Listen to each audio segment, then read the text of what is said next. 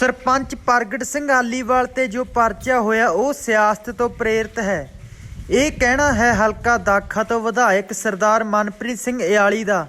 ਉਹਨਾਂ ਨੇ ਕਾਂਗਰਸ ਤੇ ਹਲਕਾ ਇੰਚਾਰਜ ਤੇ ਦੋਸ਼ ਲਗਾਉਂਦਿਆਂ ਕਿਹਾ ਕਿ ਉਹ ਹੁਣ ਅਕਾਲੀ ਦਲ ਦੇ ਵਰਕਰਾਂ ਦੇ ਝੂਠੇ ਪਰਚੇ ਦਰਜ ਕਰਵਾ ਕੇ ਉਹਨਾਂ ਨੂੰ ਡਰਾ ਲਵੇਗਾ, ਪਰ ਅਕਾਲੀ ਦਲ ਦਾ ਵਰਕਰ ਨਾ ਤਾਂ ਕਦੇ ਡਰਿਆ ਤੇ ਨਾ ਹੁਣ ਡਰੂਗਾ।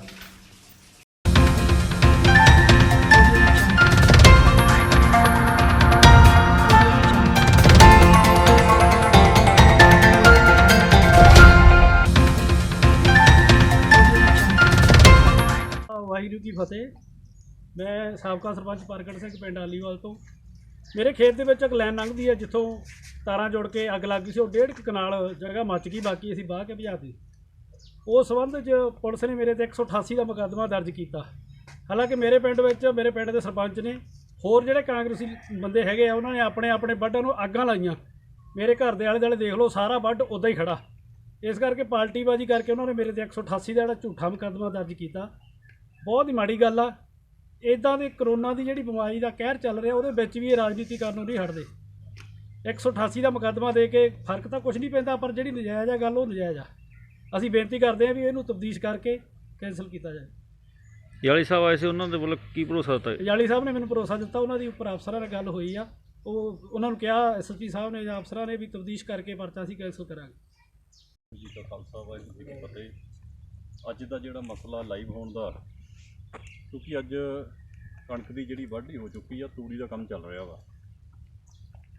असीं सारे इस गल दे डट के विरोध दे विच हां कि इस वार जिहड़ा कणक की कोई रहंद खूंद जिहड़ा नाड़ बच जांदा वा भी उहनूं अग नहीं लगनी चाहिए तूड़ी बनने तो बाद। ये हर बंदा समझदा कि करोना वायरस करके कि जे इस समय च असीं पोल्यूशन क्रिएट करांगे, अग्गां लावांगे, तां जिहड़े दमे दे मरीज़ ने ਜਾਂ जिन्हां नूं फेफड़िਆਂ ਨਾਲ संबंधित कोई बीमारियां ने उन्हां नूं इहदे करके होर समस्या भी आ सकती है तो करोना वायरस की बीमारी होर वध सकती है। लेकिन हल्के दाखे की जे मैं गल करां, इस इलाके दे विच बाई इलैक्शन तो लैके हुण तक, क्योंकि इत्थों दे लोकां ने इलाका निवासियों ने कदे भी कांग्रेस का साथ नहीं दिता अते जो बाई इलैक्शन जिथों कांग्रेस की हार हुई है उहदा बदला हजे तक भी लोकां तो लिया जा रहा। 2 दिन पहला आ लाइन के थले खड़े हैं, इत्थे स्पार्क पै के आ जगह ते अग लगी सी। प्रगट सिंह साबका सरपंच इन्हां दा खेत आ, जो साडे इत्थों दे मेन लीडर ने, मेन वर्कर ने साडे, अते इन्हां ने तूड़ी बन रही सी कि तूड़ी मशीन बंद करके इत्थे सारा काम छड्ड के इहदी अग बुझाई।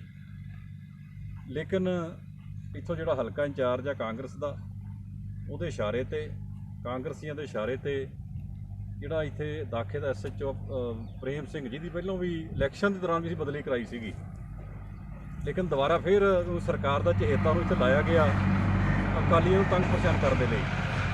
सो उहदे वल्लों आ परचा दर्ज किया गया सब प्रगट सिंह ते। FIR नंबर 68 हैगी आ 188 का। सो गल की ये समझदे आ भी इस ढंग दे नाल पता नहीं असीं अकाली वर्करां नूं डरा लांगे कि असीं परचियां दे नाल ये साडे वर्कर ना किसी ने डरना ना कोई डरिया। क्योंकि जदों बाई इलैक्शन हुई सी उस समय सारे पंजाब दी पुलिस, सारा प्रशासन, सारे लीडर इत्थे सारिਆਂ ने जोर लाया इत्थे लोकां नूं डराउण दे लई। लेकिन जिहड़े लोग उदों नहीं डरे ते अज इन्हां ने की डरना वा। सो इसलिए मैं ये गल कहनी चाहुंदा इत्थे खास तौर ते पुलिस डिपार्टमेंट नूं, साडे जिहड़े सीनियर अफसर ने, ये बहुत वधिया अफसर ने, इत्थे IPS अफसर भी ने, लेकिन वो बेचारे आप इस गल ते वो कहंदे भी साडे वस नहीं हैगा कुछ। वो अपने उन्होंने मजबूर समझ रहे कि साडे ते सरकार दा ते इत्थों जिहड़ा कांग्रेस का इंचार्ज है जिहड़ा मेरे खिलाफ चोण लड़िया सीगा कि इन्ना क प्रैशर है भी अकाली दल का कोई बंदा जिहदे खिलाफ कोई चाहे झूठी। सो इसलिए मैं ये गल कहनी चाहुंदा इत्थे खास तौर ते पुलिस डिपार्टमेंट नूं, साडे जिहड़े सीनियर अफसर ने, ये बहुत वधिया अफसर ने, इत्थे IPS अफसर भी ने, लेकिन वो बेचारे आप इस गल ते वो कहंदे भी साडे वस नहीं हैगा कुछ। वो अपने उन्होंने मजबूर समझ रहे कि साडे ते सरकार दा ते इत्थों जिहड़ा कांग्रेस का इंचार्ज है जिहड़ा मेरे खिलाफ चोण लड़िया सीगा कि इन्ना क प्रैशर है भी अकाली दल का कोई बंदा जिहदे खिलाफ कोई चाहे झूठी सच्ची गल लभ के परचा दे दिओ बस। सो इहो जिहे हालात पैदा किए हुए ने। कुछ दिन पहला मुल्लापुर दे विच एक लड़की ने सुसाइड किया ਉਹਦੀ 16-17 ਸਾਲ ਦੀ ਉਮਰ ਸੀ। ਇਹ ਜਿਹੜਾ SHO ਦਾਖੇ ਵੱਲੋਂ ਉਹ ਸਾਰੇ ਪਰਿਵਾਰ ਨੂੰ ਚੱਕ ਕੇ ਲਿਆਂਦਾ ਗਿਆ। ਸਾਰੇ ਪਰਿਵਾਰ ਦੀ ਕੁੱਟਮਾਰ ਕੀਤੀ ਗਈ, ਉਹਦੀ ਮਾਂ ਦੀ, ਉਹਦੇ ਪਿਓ ਦੀ, ਉਹਦੇ ਚਾਚੇ ਦੀ, ਉਹਦਾ ਭਰਾ 7 ਸਾਲ ਦਾ, ਇੱਕ ਉਹਦੀ ਭੈਣ 15 ਸਾਲ ਦੀ, ਉਹਦੀ ਵੀ ਕੁੱਟਮਾਰ ਕੀਤੀ ਗਈ। ਤੇ ਅੱਜ ਉਹ ਕੇਸ ਹਿਊਮਨ ਰਾਈਟਸ ਪਹੁੰਚਿਆ। ਉਹ ਪਰਿਵਾਰ ਉਹ ਡਰਦਾ ਹੀ ਵਿਚਾਰਾ ਪਤਾ ਨਹੀਂ ਪੁਲਿਸ ਦੇ ਦਹਿਸ਼ਤ ਤੋਂ ਕਿੱਥੇ ਭੱਜਿਆ ਹੋਇਆ ਵਾ। ਉਹਦੇ ਵਿੱਚ SSP ਜਗਰਾਉਂ ਨੂੰ ਵੀ ਤਲਬ ਕੀਤਾ ਗਿਆ। ਸੋ ਇਸ ਤਰ੍ਹਾਂ ਦੇ ਹਾਲਾਤ ਨੇ ਜਿਹੜੇ ਅੱਜ ਪੈਦਾ ਕੀਤੇ ਗਏ ਨੇ। ਆ ਮੰਡੀਆਂ ਦਾ ਸੀਜ਼ਨ ਲੰਘ ਕੇ ਗਿਆ, ਆੜ੍ਹਤੀਆਂ ਨੂੰ ਕਿ ਤੁਸੀਂ ਪਹਿਲਾਂ ਸਰੋਪਾ ਪਾਓ ਤਾਂ ਤੁਹਾਨੂੰ ਅਸੀਂ ਬਾਰਦਾਨਾ ਦੇਵਾਂਗੇ। ਇਹ ਸਰੋਪੇ ਪਾਉਣ ਨਾਲ ਵੋਟਾਂ ਨਹੀਂ ਪੈਣੀਆਂ ਤੁਹਾਨੂੰ। ਇਹ ਟਾਈਮਲੀ ਸਰੋਪੇ ਬਹੁਤ ਪਾ ਲੈਣਗੇ। ਮੈਂ ਤਾਂ ਆਪ ਕਹਿੰਦਾ ਵੀ ਜਿਹਦਾ ਭਾਈ ਕੋਈ ਬਾਹਲਾ ਨੁਕਸਾਨ ਹੁੰਦਾ ਪਾ ਲਓ ਸਰੋਪਾ, ਕੋਈ ਕੁਛ ਫਰਕ ਪੈਂਦਾ। ਸਰੋਪੇ ਨਾਲ ਵੋਟਾਂ ਨਹੀਂ ਪੈ ਜਾਣੀਆਂ। ਲੋਕਾਂ ਦੇ ਮਨ ਜਿੱਤਣੇ ਪੈਂਦੇ ਨੇ।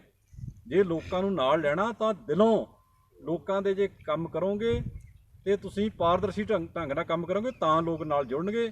ਇਹ ਧੱਕੇ ਨਾਲ ਸਰੋਪੇ ਪਾਉਣ ਨਾਲ ਤੁਹਾਡੇ ਨਾਲ ਕਿਸੇ ਨੇ ਨਹੀਂ ਤੁਹਾਡੇ ਨਾਲ ਜੁੜਨਾ ਹੈਗਾ ਮੰਨੋ। ਸੋ ਇਹ ਜਿਹੇ ਹਾਲਾਤ ਆ। ਪਿੰਡਾਂ 'ਚ ਰਾਸ਼ਨ ਦੀ ਗੱਲ ਸੀਗੀ, ਕੇਵਲ ਕਾਂਗਰਸੀ ਨੂੰ ਰਾਸ਼ਨ ਦਿੱਤਾ ਗਿਆ। ਇਹ ਜੀ ਇਹਨਾਂ ਨੇ ਅਕਾਲੀ ਦਲ ਨੂੰ ਵੋਟਾਂ ਪਾਈਆਂ ਤੇ ਬੋਰਡ ਲੱਗਿਆ ਇਹਨੂੰ ਨਹੀਂ ਦੇਣਾ ਹੈਗਾ। ਲੇਕਿਨ ਅਸੀਂ ਜਿਹੜੇ ਪਿੰਡਾਂ 'ਚ ਸਾਡੇ ਵਰਕਰ ਜਾਂ ਅਸੀਂ ਦੇ ਰਹੇ ਹਾਂ, ਅਸੀਂ ਇੱਕ ਵਾਢਿਓ ਕੋਈ ਪੱਖਪਾਤ ਨਹੀਂ ਕਿਸੇ ਨਾਲ। ਸੋ ਇਸ ਲਈ ਅੱਜ ਸਰਕਾਰ ਬੁਰੀ ਤਰ੍ਹਾਂ ਫੇਲ ਹੋ ਚੁੱਕੀ ਆ। ਸਰਕਾਰ ਦੇ ਮੰਤਰੀ ਅੱਜ ਅਫਸਰਸ਼ਾਹੀ ਤੋਂ ਔਖੇ ਨੇ, ਕਿਉਂਕਿ ਅਫਸਰਸ਼ਾਹੀ ਦਾ ਰਾਜ ਅੱਜ। ਸੋ ਜੇ ਮੰਤਰੀ ਔਖੇ ਨੇ ਤੇ ਆਮ ਲੋਕਾਂ ਦਾ ਕੀ ਹਾਲ ਹੋਊਗਾ, ਆਮ ਪਬਲਿਕ ਦਾ ਕੀ ਹਾਲ ਹੋਊਗਾ, ਤੇ ਤੁਸੀਂ ਆਪ ਸਾਰੇ ਸਮਝ ਸਕਦੇ ਹੋ। ਇਸ ਲਈ ਆ ਕਰੋਨਾ ਵਾਇਰਸ ਦੌਰਾਨ ਅਸੀਂ ਚਾਹੁੰਦੇ ਸੀ ਸਰਕਾਰ ਦਾ ਸਹਿਯੋਗ ਕੀਤਾ ਜਾਵੇ, ਪ੍ਰਸ਼ਾਸਨ ਨੂੰ ਸਹਿਯੋਗ ਦਿੱਤਾ ਜਾਵੇ। ਅਸੀਂ ਕੋਈ ਇਹੋ ਜਿਹਾ ਮਾਹੌਲ ਨਹੀਂ ਕ੍ਰੀਏਟ ਕਰਨਾ ਚਾਹੁੰਦੇ ਸੀ। ਅਸੀਂ ਅੱਜ ਧਰਨਾ ਵੀ ਲਾ ਸਕਦੇ ਸੀਗੇ, ਲੇਕਿਨ ਅਸੀਂ ਇਸ ਮਾਹੌਲ ਦੇ ਵਿੱਚ ਕੋਈ ਇਦਾਂ ਦੀ ਸਮੱਸਿਆ ਕ੍ਰੀਏਟ ਨਹੀਂ ਕਰਨੀ ਚਾਹੁੰਦੇ, ਕਿਉਂਕਿ ਇਸ ਸਮੇਂ 'ਚ ਸਭ ਤੋਂ ਵੱਡੀ ਗੱਲ ਇਨਸਾਨੀਅਤ ਹੋਣੀ ਚਾਹੀਦੀ ਆ। ਇਹਨਾਂ ਦੇ ਕੋਲ ਇਨਸਾਨੀਅਤ ਨਾਂ ਦੀ ਕੋਈ ਚੀਜ਼ ਹੀ ਹੈ ਨਹੀਂਗੀ। ਸੋ ਭੁੱਲ ਚੁੱਕੇ ਨੇ ਇਨਸਾਨੀਅਤ, ਲੇਕਿਨ ਸਭ ਤੋਂ ਵੱਡਾ ਪਰਮਾਤਮਾ ਵਾ, ਉਸ ਤੋਂ ਉੱਪਰ ਕੋਈ ਨਹੀਂ। ਇਹ ਧੱਕੇਸ਼ਾਹੀਆਂ ਦਾ ਜਿਹੜਾ ਇਹਨਾਂ ਦਾ ਖਮਿਆਜਾ ਇਹ ਇਹਨਾਂ ਨੂੰ ਭੁਗਤਣਾ ਪੈਣਾ। ਆਉਣ ਵਾਲੇ ਸਮੇਂ ਦੇ ਵਿੱਚ ਬਹੁਤ ਵੱਡੇ ਪੱਧਰ ਤੇ ਭੁਗਤਣਾ ਪੈਣਾ।